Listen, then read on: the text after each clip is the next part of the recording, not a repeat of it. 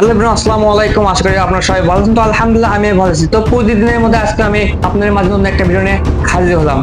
আজকের ভিডিওটা হবে একটু অন্যরকম। আমি প্রতিদিন যে আপনাদেরকে বিনোদন দিই, তো আজকে একটু অন্যরকম বিনোদন দেবো। আপনারা যে ভিডিওতে যে মেয়েকে দেখতে পাচ্ছেন, এই হচ্ছে মডেল মিষ্টি সুভাষ। সে একটা কাজ করে এমন সে ভাইরাল হয়েছে। সে যদি মেয়ে না হয়ে ছেলে হতো তাহলে তাকে হয়তো এতক্ষণে কবরে থাকা লাগতো। কারণ সে কি করেছে, শেখ হাসিনার নামে কেক কাটতেছে, মানে শেখ হাসিনার জন্মদিন উপলক্ষে সে কেক কাটতেছে। এটা যদি কোনো মেয়ে না হয়ে যদি কোনো ছেলে এই কেক কাটতো তাহলে তাকে এতক্ষণ কবরে যাওয়া লাগতো। সে রাস্তাঘাটে এসে সবাইকে বলে বেড়াচ্ছে যে নেত্রী শেখ হাসিনার জন্মদিন উপলক্ষে সে কেক কাটতেছে। শুভ শুভ শুভ দিন, আমার প্রিয় নেত্রী শেখ হাসিনার জন্মদিন। স্বৈরাচারী হাসিনা। এবং সে এই কেক খাওয়ার জন্য অপমানিত হয়েছে। আসলে আমার যা মনে হয় সে ভাইরাল হওয়ার জন্য এই কাজগুলি করতেছে।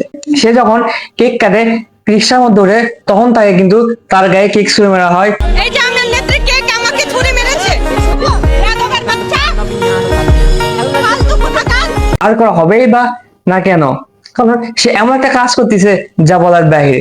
এটা যদি কোনো মেয়ে না হতো তাহলে ছেলে যে তাকে এমন মারতো এতক্ষণে তাকে হয়তো কবরে থাকা লাগতো। ভাগ্যিস কোন ছেলে এই কাজ করেনি যে নেত্রী শেখ হাসিনা জন্মদিন উপলক্ষে কেক কাটতেছে, তাহলে আজকে তার জীবনের শেষ দিন হয়ে যেত। আসলে সে ভাইরাল হতে হলে মানে কি কি যে মানুষ করবে তার নেই ঠিক ঠিকানা। এবং সে পার্কের মধ্যে গিয়ে সবার সামনে জোরে জোরে বলে দিচ্ছে শেখ হাসিনা নেত্রীর জন্মদিন উপলক্ষে সে কেক কাটতেছে। আর এই কারণে পোলাপান গুলো তার পিছনে লাগছে এবং সবাই তার পিছনে ক্যামেরা ধরে আছে। তো তার যে শেখ হাসিনার পক্ষে যে কেক কাটতে জন্ম উপলক্ষে, এটা যদি তার বিপরীত দলটা এখন দেখছে, তার এখন যে কি হবে বা তার কি পিটাবে জানেন? সুযোগ পাইলে তাকে এইভাবে গণপিটুনি দেবে যদি তারা একটু মানে খেপে এর উপর।